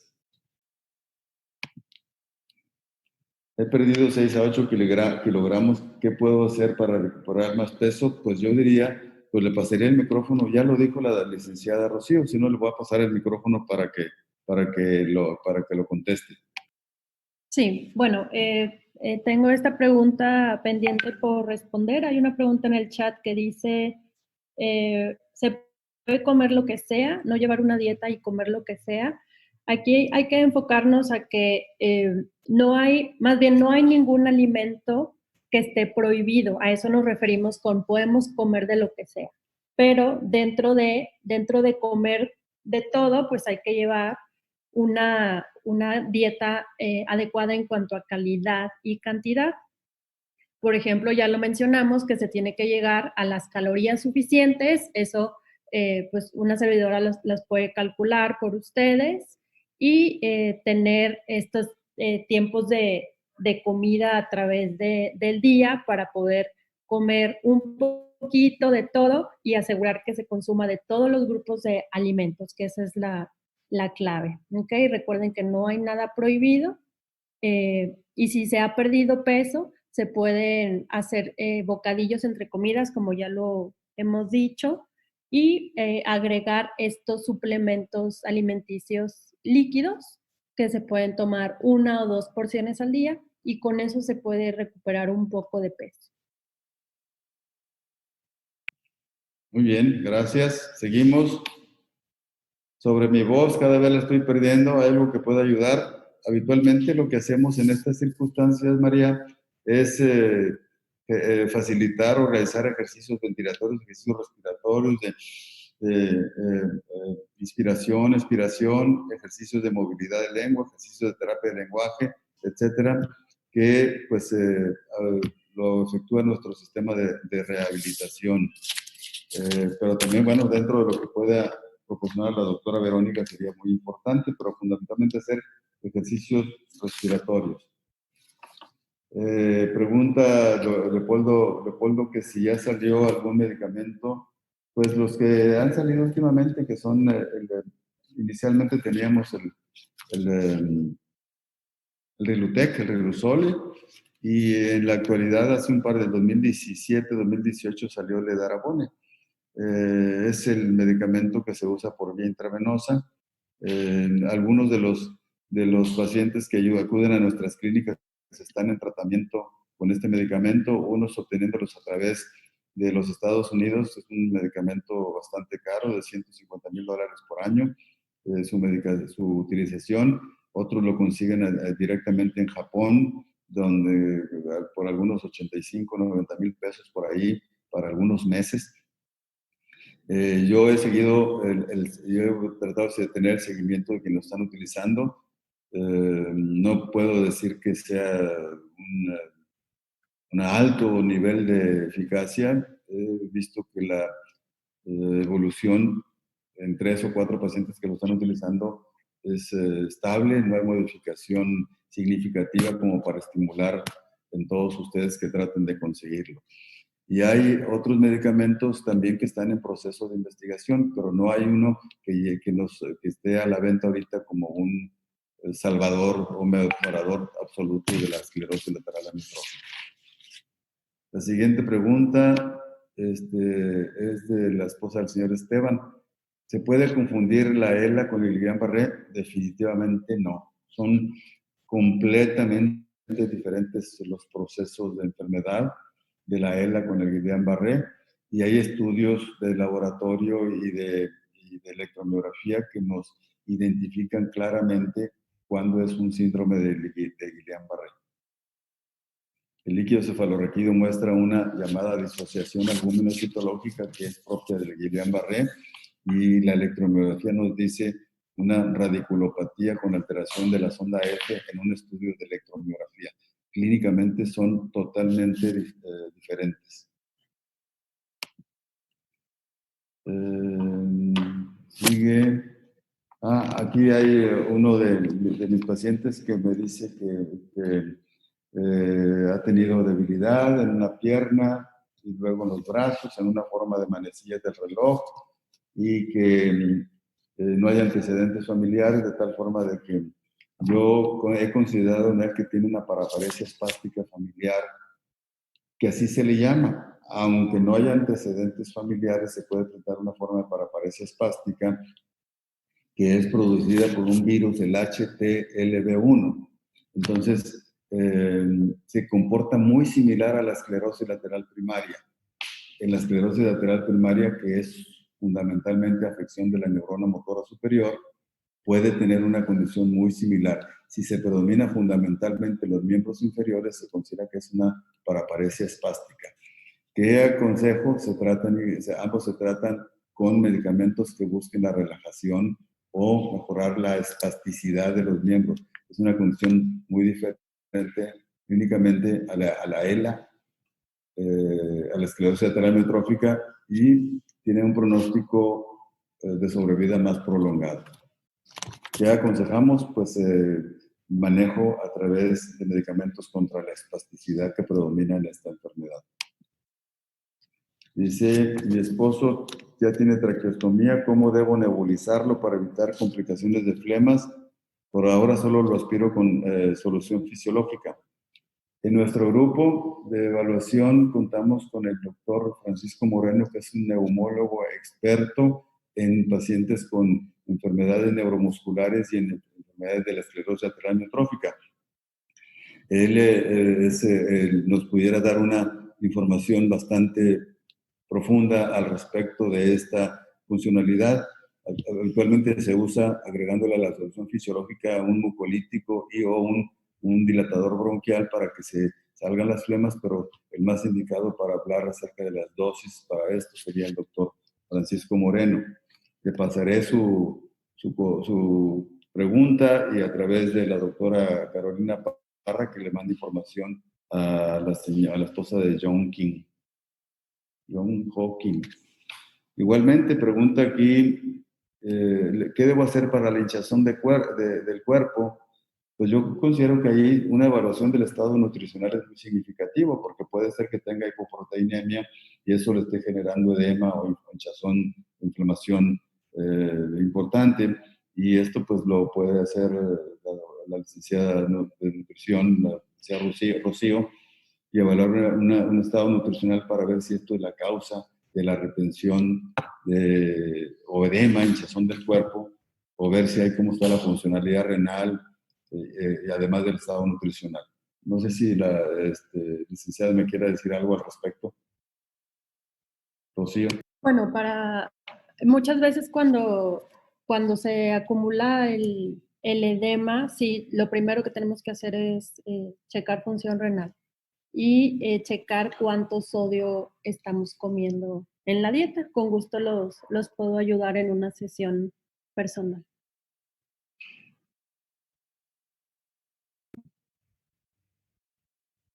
La siguiente pregunta, igualmente,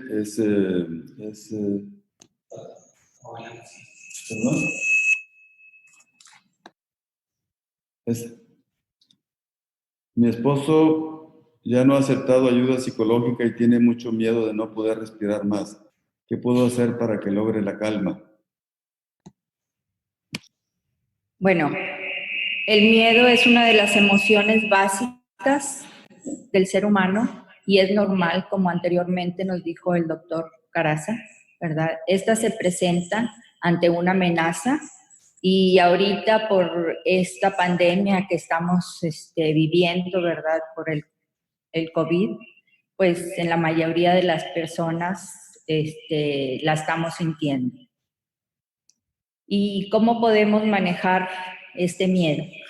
Este miedo lo podemos manejar a través de ejercicios físicos y ejercicios mentales. Y no tenemos que salir de nuestras casas, en nuestro hogar, en nuestra casa lo podemos hacer, ¿verdad? Y como también dije anteriormente, podemos hacer ejercicios de respiración, como inhalar y exhalar, retener un momento esa respiración en nuestros pulmones y soltar. También podemos hacer ejercicios mentales, como un ejercicio que yo los invito a hacer, que es me gusta mucho practicarlo, y se llama el jardín de nuestra conciencia. ¿Cómo es este? Este ejercicio nos presenta dos escenarios, que es la semilla del bienestar y las semillas del malestar. Dentro de un almacén, que es el de las semillas del bienestar, pues está la paz, la felicidad, la alegría, el sonreír, cosas positivas. Y dentro del de malestar, pues se encuentra el odio, la tristeza, la rabia. Y pues yo los invito a tirar todas esas semillas negativas de malestar y hacer florecer todas estas semillas del bienestar, como el amor, el sonreír y la felicidad. Gracias. ¿Algún comentario, doctor Caraza? Seguir, así como nos comentaban ahorita, todas estas recomendaciones. Y también, bueno, pues buscar no enfocarnos en estos pensamientos de preocupación. O sea, como ya lo dijimos, es normal, pero también, además de hablar de eso, de externar la preocupación, también tenemos que enfocar nuestra mente en otro tipo de actividades, de ideas, o haciendo estas técnicas de relajación o de meditación, para no estar pensando todo el tiempo en la respiración. Que si nos enfocamos en un síntoma físico, eso incrementa más la ansiedad y más fácil lo percibimos o más fácil se vuelve molesto. Entonces sí hay que buscar no estar pensando tanto en si no podemos respirar bien o si tenemos alguna dificultad, sino que enfocarnos en otras actividades diferentes. Y como decíamos, ¿no? Si todo esto no va mejorando con la aplicación de estas estrategias, y ahí tendríamos que ver algo más específico para cada uno de ustedes. Muy bien. Batallo para masticar, como de todo, pero siento que la lengua se me ha retraído un poco y por eso he batallado para tragar. ¿Hay algo que pueda ayudarme? Le pediría... Bueno, ahí hay que hacer el test de deglución que les conté, que hay que ir espesando el líquido que vayamos a tomar poco a poco hasta que la textura no nos haga toser, ni tampoco nos haga batallar para respirar, ni ahogarnos. Y ese es el tipo de textura que tiene que ir toda la comida. ¿Okay? Como que ya les voy a pasar la presentación para que ustedes puedan hacer el test en casa y buscar los espesantes. Muy bien. Los siguientes son tres que voy a pasar las tres juntas porque son realizadas por la misma y son más o menos sobre lo mismo que nos pregunta sobre la fuerza en las manos, cómo fortalecerla, ejercicios de foniatría y sobre el carbolít, que son las siguientes tres preguntas, sobre la fuerza, sobre la foniatría y sobre el carbolít. Pues los ejercicios de fuerza son ejercicios de elasticidad, de flexión y extensión, ejercicios pasivos, que quiere decir que alguien ayude a hacer los ejercicios de flexión y extensión, incrementar el aporte nutricional para mejorar la fuerza muscular, y en cuanto al medicamento de una receta de carbolít, en cualquier momento pueden mandar por ella aquí con las asistentes de neurología, nomás a hablar por teléfono para que se les tenga preparada la receta.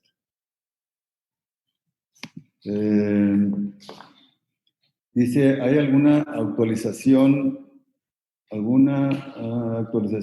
sobre los avances de NeuroOn? ¿Hay algo prometedor a corto o mediano plazo? Como lo mencioné, eso lo manda el hijo de don Raúl. Como lo mencioné, el NeuroOn, que lo apoya una empresa llamada Brainstorm, están trabajando en un protocolo de aplicación por vía intraespinal, que es por vía de la punción lumbar, como una raquianestesia, pero se meten al espacio del líquido cefalorraquídeo y ahí es donde se aplican células madre autólogas mesenquimales. Un estudio similar se hizo en el Hospital Universitario de la Ciudad de Monterrey hace tiempo y alguno de los pacientes que vienen a nuestra clínica recibió ese tipo de tratamiento experimental. Hay todavía resultados contradictorios entre la posibilidad de que brinda esta opción de tratamiento. Está en fase 3. La fase 3 se acaba de iniciar hace poco, creo un par de años, con la aplicación de una fundación que aplicó cerca de 19 millones de dólares para que se pudiera seguir esta investigación y todavía no está concluida. No hay datos, parece que hay datos halagadores, pero todavía no está concluida este proceso de investigación. Aquí dice, mis labios, al igual que mi lengua, están débiles. ¿Hay alguna forma de terapia física? Pues la terapia física y la terapia del habla o del lenguaje son los que pueden ser de utilidad para esta alteración. El doctor Apel me recetó glicopirrolato 1 miligramo 2 veces al día para el exceso de salivación. Se puede tomar un poquito más y se pueden tomar 3 tabletas al día sin ningún problema. Tomo Rilutec diariamente. He oído muchos comentarios de que mejor no tomar esto, no echarle tantos químicos al cuerpo. ¿Qué es actualmente lo más recomendado? Habitualmente el Rilutec salió a la venta ya por los años 90. Yo les sugiero es muy costoso, lo que sugiero es dar una tabletita al que pueda comprarlo, una tabletita al día, checar al cabo de 4 o 6 semanas cómo está la función hepática. y ver si después de algunos meses de utilizarlo y no hay función hepática normal, porque puede dar falla en la función hepática, y se puede seguir utilizando 3, 6 meses. Si vemos alguna respuesta en cuanto a la estabilización de las escalas clínicas, pues seguir utilizando. De lo contrario, pues sería conveniente pues ya no continuar adelante con ese medicamento.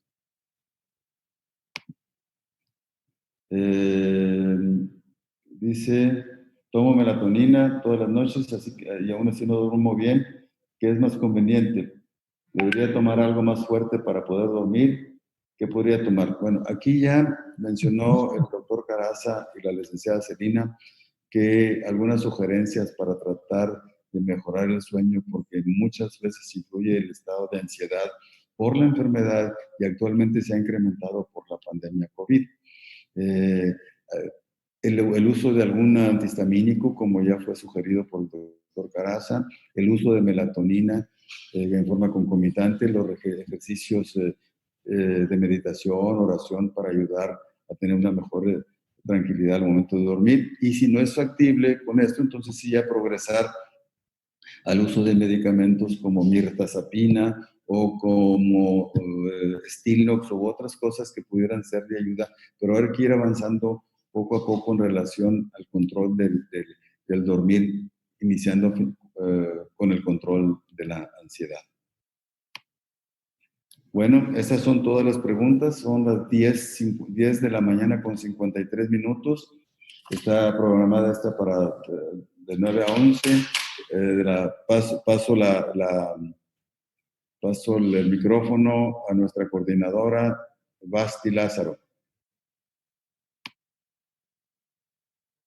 Hola, pues doctor, hay algunas preguntas en el chat, pero las estamos copiando para mandarles respuesta junto con la información de las presentaciones del día de hoy. No sé si quieran dar unas palabras de despedida, pasamos con Pablo o con usted. Y sí, es todo. Pablo, tengo anotado aquí dentro de la mecánica que Pablo no da la despedida, pero pues le preguntaría si él quiere dar algunas palabras y si no, pues yo daría el cierre. Sí, pues puede dar el cierre entonces. Okay. Bueno, pues esta mañana nos tuvimos... Yo te quiero agradecer, Doc, todo lo que están haciendo por nosotros. Gracias, Doc. Gracias. Y gracias a Pablo. Gracias. Bueno, lo que quiero comentarles es que agradezco a todos ustedes los que han participado el día de hoy. Tuvimos la fortuna de tener a la mayor parte de los neurólogos que trabajamos en la clínica ELA para los pacientes que tienen este padecimiento. Estuvo presente aquí el doctor Ricardo Caraza, el doctor Manuel de la Maza, un servidor, el doctor Figueroa, el doctor Juan Manuel Escamilla, la doctora Carolina Parra, la doctora Leticia Holguín, la licenciada Rocío, la licenciada Celina. Si se me escapa alguno, pues creo que son los que fui viendo y me fueron saludando aquí y que estuvieron aquí al lado mío. Con sana distancia, pero estuvieron aquí al lado mío. Entonces, agradezco a todos los que me ayudaron a hacer esta presentación. A Pablo, que ha sido el pilar de la organización. Todo lo que hemos hecho hoy ha sido entre Pablo, Basti, Andrea Basurto, Carolina Parra, pero todos liderados por Pablo. Entonces, yo quiero agradecer a Pablo todo su entusiasmo que me contagia ese entusiasmo día con día. A través de mensajes, a través de WhatsApp, a través de preguntas, a través de hacer esta clínica virtual, que es la primera en mi vida que hago una clínica virtual para pacientes y en esta ocasión para esclerosis lateral amiotrófica. Espero que la información presentada por por la licenciada Rocío, por la licenciada Celina, por Caraza, el doctor Caraza, y por mí, y por Pablo, con la coordinación de Basti y Lázaro, haya sido de gran utilidad para ustedes. Me despido mandándoles un saludo. Las preguntas que estuvieron pendientes, con gusto se las vamos a mandar por correo electrónico a través de nuestras asistentes administrativas y lideradas por la doctora Carolina Parra para que tengan información de cada una de las preguntas faltantes. Hasta aquí, pues muchas gracias, buenos días y que todos sigan bien. Muchas gracias a todos.